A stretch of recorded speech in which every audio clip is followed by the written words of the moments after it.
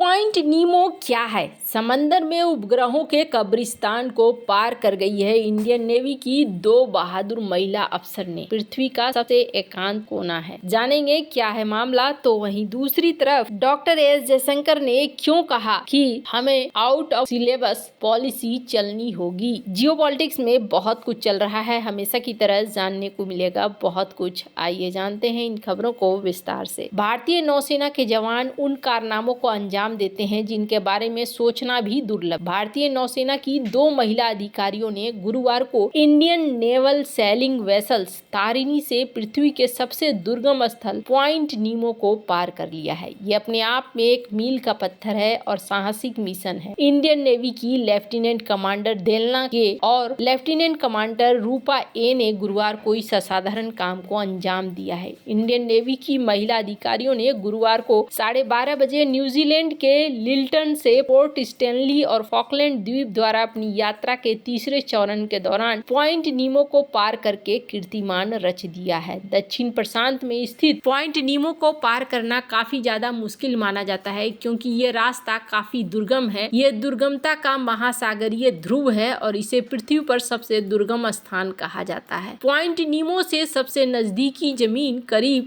2688 kilometre है। समाचार agency के रिपोर्ट के अनुसार महिला अफसरों की इस उपलब्धि पर इंडियन नेवी की तरफ से जारी एक बयान में कहा गया कि ये उपलब्धि नाविका सागर परिक्रमा मिशन में एक महत्वपूर्ण मील का पत्थर है जो भारत की नौसेना खोज के लिए दोनों अधिकारियों की तरफ से पूरा की गई एक परिक्रमा यात्रा है। दुनिया के दुर्गम हिस्सों के पारिस्थितिकी तंत्र की खोज के लिए इन दोनों महिला अधिकारियों को भेजा गया था। इस दौरान दोनों अफसरों ने पॉइंट नीमो क्षेत्र में पानी के नमूने जमा किए जिनका विश्लेषण राष्ट्रीय समुद्र विज्ञान संस्थान करेगा। इंडियन नेवी के बयान में कहा गया कि नमूनों में समुद्री जैव विविधता, पानी की रासायनिक संरचना के साथ साथ समुद्र के बारे में मूल्यवान जानकारियां मिलने की उम्मीद है। भारतीय नौसेना की इन महिला अधिकारियों ने 2 अक्टूबर 2024 को दुनिया का चक्कर लगाने के लिए मिशन शुरू किया था। उन्होंने गोवा से INS VS तारिणी पर सवार होकर अपनी यात्रा शुरू की थी और 22 दिसंबर को वो न्यूजीलैंड के लिटलटन पोर्ट पहुंची।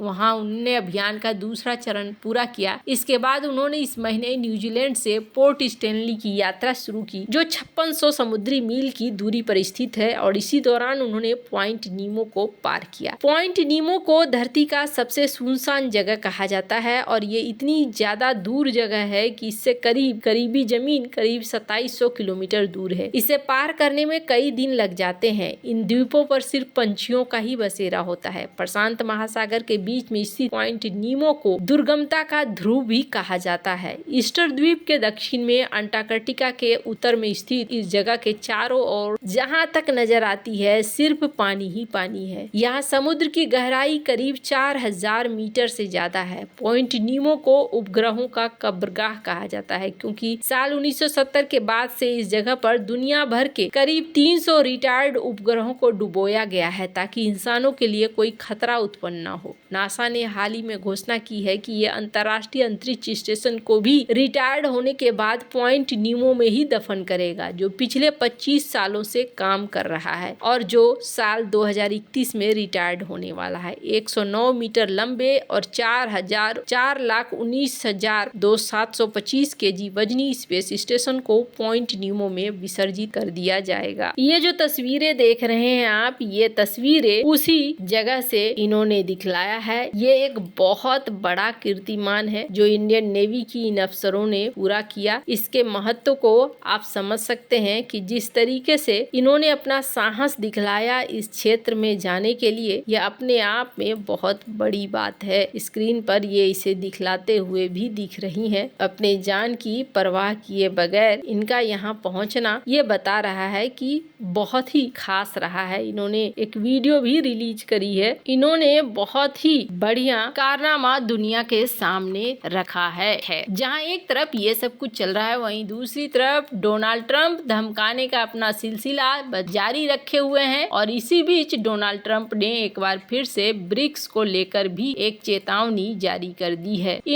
ट्रंप ने कहा कि ब्रिक्स देश अंतर्राष्ट्रीय व्यापार में अमेरिकी डॉलर की जगह अपनी मुद्रा लाने पर आगे बढ़े तो बड़े कदम उठाए जाएंगे। ट्रंप ने ब्रिक्स को धमकी भरे अंदाज में कहा कहा कि अगर डॉलर की वैकल्पिक करेंसी लाई गई तो अमेरिका उसके निर्यात पर 100% टैरिफ लगा देगा। ब्रिक्स देशों की ओर से डॉलर की जगह कोई दूसरा मुद्रा लाने का प्रस्ताव पेश करने के बाद से ट्रंप भड़के हुए हैं। ट्रंप चाहते हैं कि वैश्विक व्यापार में अमेरिकी डॉलर का दबदबा बना रहे, ऐसे में वह ब्रिक्स को कोई दूसरी मुद्रा लाने से चेता रहे हैं। डोनाल्ड ट्रंप ने गुरुवार को सोशल मीडिया पर लिखा कि ये सोचना गलत है कि ब्रिक्स देश डॉलर से दूर जाने की कोशिश करेंगे और हम खड़े देखते रहेंगे। ऐसा करने का वक्त अब खत्म हो गया है। हम इन देशों से प्रतिबद्धता चाहते हैं कि वे ना तो कोई नई ब्रिक्स मुद्रा बनाएंगे, न ही डॉलर को बदलने के लिए किसी दूसरी मुद्रा का समर्थन करें। अगर वे ऐसा करते हैं तो उनको 100% टैरिफ का सामना करना पड़ेगा। ट्रंप ने आगे लिखा कि ब्रिक्स देश दूसरी करेंसी पर जाते हैं तो उनको अमेरिकी अर्थव्यवस्था से बाहर होना पड़ेगा। ब्रिक्स देश फिर किसी दूसरे देश की ओर रुख कर सकते हैं। इसकी कोई संभावना नहीं है कि ब्रिक्स अंतर्राष्ट्रीय व्यापार या कहीं और अमेरिकी डॉलर की जगह किसी और मुद्रा को लाएं। कोई भी देश जो कोशिश करेगा उसे टैरिफ का सामना करना पड़ेगा और अमेरिका को अलविदा कहना पड़ेगा। उसे अमेरिका की जगह दूसरा देश अपने प्रोडक्ट के लिए ढूंढना होगा। ब्रिक्स के देश कुछ समय से अमेरिकी डॉलर पर निर्भरता कम करने के तरीकों पर चर्चा कर रहे थे। अभी ब्रिक्स की कोई मुद्रा नहीं है, लेकिन इसके सदस्य गुट की किसी साझा मुद्रा में व्यापार को बढ़ावा देने का विचार कर रहे थे। इस पर ट्रंप भड़के हुए हैं। ब्रिक्स को लेकर अमेरिका इसलिए भी चिंतित है क्योंकि इस गुट की ताकत बीते कुछ समय में बढ़ी है। ब्रिक्स में शुरू में ब्राजील, रूस, भारत, चीन और दक्षिण अफ्रीका थे। हाल के सालों में ब्रिक्स का विस्तार हुआ है। इस गुट में अब मिस्र, इथोपिया, इंडोनेशिया, ईरान, संयुक्त अरब अमीरात वगैरह आए हैं। अब डोनाल्ड ट्रंप जिस तरीके से नीतियों को बदल रहे हैं, ऐसे में सवाल ये उठता है कि भारत क्या करेगा, भारत कैसे इन चीजों को हैंडल करेगा। तो डॉक्टर एस जयशंकर ने एक बयान दिया है, मैं चाहती हूँ कि इस बयान को आप सुने। सर, माय क्वेश्चन इज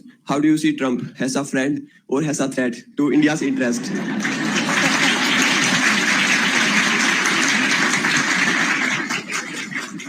भाई अभी उनके मेहमान बन के आए हैं। उनके शपथ ग्रहण में गए थे, अच्छा ट्रीटमेंट दिया हमको।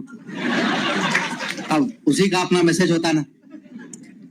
नहीं, बट सीरियसली देखिए, वो आई फील वो एक किस्म से I would call him an American nationalist.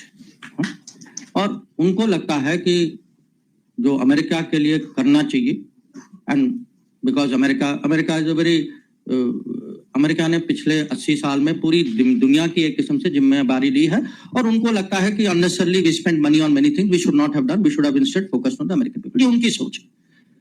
Our issue today is we have our relations with America are good. Modi ji's personal relations with Trump is good. When I look, what are their policies, there is nothing which is country to country negative about us. So I am quite confident that yes, he will change many things. जो कभी-कभी हम लोग कहते हैं ना out of syllabus, वो तो बिल्कुल आउट ऑफ सिलेबस है। So we have to conduct foreign policy out of syllabus. And if you can conduct foreign policy out of syllabus, I think it will work well. But ये बयान इन्होंने देते हुए कहा है कि जिस तरीके से आउट ऑफ सिलेबस चीजें होती हैं ना, वैसे ही डोनाल्ड ट्रंप की कुछ नीतियां भी हैं। तो हमें भी अगर ऐसी पॉलिसी से निपटना होगा तो हमें भी वही अपनाना होगा। हमें भी आउट ऑफ सिलेबस जाकर हमें सर्च करना होगा। जो उपाय है वो उपाय। वैसे डॉक्टर एस जयशंकर ने इस बात को तो सही ही कहा कि ट्रंप के साथ सीन ये है कि ट्रंप आउट ऑफ बॉक्स और सिलेबस के बाहर की चीजों को लेकर आते हैं। ट्रंप के बारे में कुछ भी कहना आसान नहीं है कि वो आगे क्या करने वाले हैं। आपको क्या लगता है इन सब मामले में, आप क्या राय है, कमेंट कर जरूर बताएं। जल्द मिलते हैं अगले वीडियो में नई खबर के साथ।